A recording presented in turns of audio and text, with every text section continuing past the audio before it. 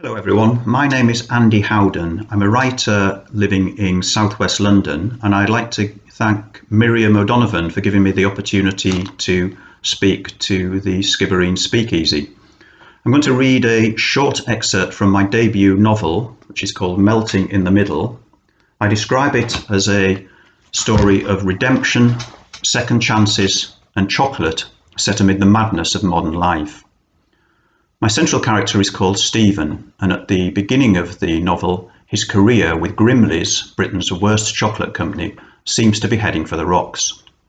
Stephen is presenting his plans for his favourite brand, Little Monkeys, at a dysfunctional company away day in a beige hotel near Cambridge, when his rival, Oscar Newt, interrupts the meeting with news that Grimley's is about to be taken over by US confectionery giant Schmaltz. For Stephen, who's messed up on his marriage and is separated from his children Kate and Jake, this feels like the last straw. I'm going to read a short excerpt from the end of chapter 1 as the meeting draws to a close. Phones were back on, earpieces in. Stephen surveyed them all, wandering around the room with hands thrust into pockets, resembling a group of lunatics allowed out for the afternoon, each muttering to some imaginary friend. He checked his own messages. There were even more than usual. Clearly the takeover news had gone around the office, and lots of his team wanted a word, several sounding anxious already. There were 3 voicemails from his deputy, Tony Perkins, each with a desperate request that Stephen should contact him urgently to discuss the bad news. And just for good measure, there was a cheery message from Sandra, his PA, keen to let him know that meetings for the next 3 weeks had been synchronised in his diary, all the way to Christmas. It was definitely time to go home. Calls from Perkins were never a pleasure. He made Eeyore sound like a positive thinker. He and the rest of them would have to wait. Cocooned back in his Saab estate in the hotel car park, Stephen took a deep breath and exhaled. No more charades until Monday morning. "Okay, Alice, let's get out of here, shall we?" he said to his sat-nav. 1.5 hours to get home, you reckon? In your dreams on a Friday. He left the hotel grounds, but he couldn't leave Oscar Newt. That man seemed to be actually relishing this takeover, as if immune from the fallout. He'd always been suspicious of him since his arrival a couple of years ago. What was a posh ex-merchant banker doing at Grimley's in the first place? He recalled the lads in the pub speculating that either he had to leave the city because of some financial dirty laundry, or because underneath the Etonian exterior he was as thick as 2 short planks. But now Stephen wondered if he was in on this deal. Of course he had to admit the guy was right about Little Monkeys next year. That comment about lambs to the slaughter was apt, with new owners hunting for sickly brands to sacrifice on their pyre of profit. There could be plenty of humans on there as well, with himself on top. But he still wasn't going to give the supercilious twit the satisfaction of agreeing. It was the brand he'd always loved the most, even if it never made any money these days. He still remembered going into old Mr. Godfrey's sweet shop after school, clasping his 10-pence piece, eyeing up the Little Monkeys in one of those big glass jars behind the counter, £1/4 for the weekend. A car in his rear-view mirror flashed and hooted at him for drifting into the outside lane. He veered to the left, slowed down, and focused on the road ahead. The naked trees on the horizon silhouetted against a sky drained of colour. The temperature gauge on his dashboard read 5 degrees, and the weatherman on the radio was forecasting a damp, cold weekend ahead, but with the voice of a man looking forward to spending it tucked up with his family. Stephen had no plans. Not his weekend to see Kate and Jake. What exactly was he driving home to? At the next roundabout, Alice directed him left onto the motorway, but he had a sudden impulse to disobey her. He stayed on the roundabout and came to the right-hand exit, signposted to Cambridge city centre. But he drove past and went round again. After the 3rd circuit, he still couldn't turn off in any direction. Maybe this was his nervous breakdown. The 4th time, Gripping the steering wheel more firmly, he again ignored Alice and turned right, towards the city and a distant spire in the fading afternoon light. His phone was on the seat next to him, buzzing insistently. He switched it off. Alice, dazed and confused by the roundabout fiasco, was urgently imploring him to make a U-turn. He switched her off too.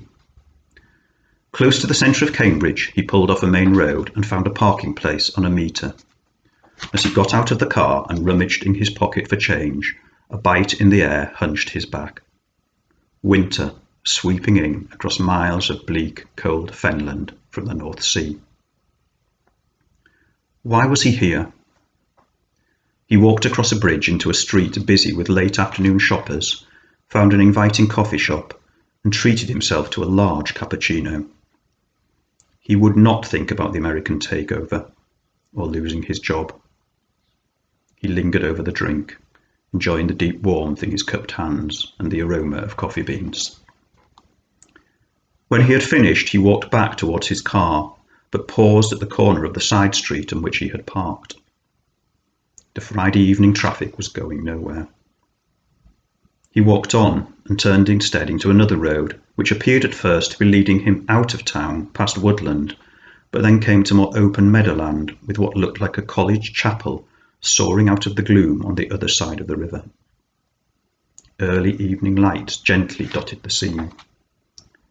The only other onlooker was a Chinese tourist, a man of about Stephen's age, taking a photo of the colleges. They exchanged a modest, knowing smile, complicit in their reverence.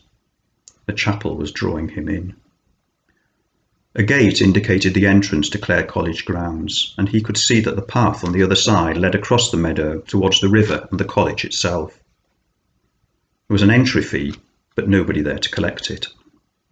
He passed through, feeling a slight thrill at breaking the rules. Two student cyclists idled by, pedalling gently, chatting with leather satchels slung around their shoulders. He stopped for a moment and listened. Behind him, the background hum of traffic. Ahead of him, silence. He pressed on over the bridge and entered a courtyard with a lawn at its centre, a scattering of lights shining from college windows on all four sides. As he looked across it, in a room close by, he could hear a woman singing. Her delicate voice was balancing on the tightrope of a complex tune and holding its line, slowly advancing. O come, Emmanuel, and ransom captive Israel, that mourns in lonely exile here. A strange hymn, vaguely familiar from somewhere deep in his past, but he didn't know where. Maybe from when Dad had taken him to church occasionally as a boy. He lingered and listened as the voice stepped carefully through the verses until it had the tune well within its grasp. Rejoice, rejoice, Emmanuel shall come to thee, O Israel. It had walked the tightrope, completed the journey, and here it was, at peace. The door opened and a young woman came out. She was the voice, he was certain. She had long fair hair and was wearing a duffel coat and jeans, with a red and black college scarf loosely wrapped around her neck. Their eyes met for a second, and he smiled reassuringly. She looked across the courtyard, eyes searching in one direction and then the other. A young man appeared at the opposite side and crossed the lawn, clutching a bottle of wine in one hand and pulling off a woolly black hat to reveal a tousle shock of dark curly hair. The young woman spotted him, and with quickening pace, met him in the middle of the court and kissed him on the lips. They turned and walked away, towards the far corner from where the young man had come. She laughed, her head tossed back, and he held her tightly around the waist before they disappeared from view. For a moment, Stephen felt their happiness. Such beauty, such easy confidence. While Christmas seemed so far away to him, they were probably heading off to a college party somewhere. He turned and walked back to the bridge, where he paused. Across the meadows, the mist was thickening, muffling the sound of the traffic beyond.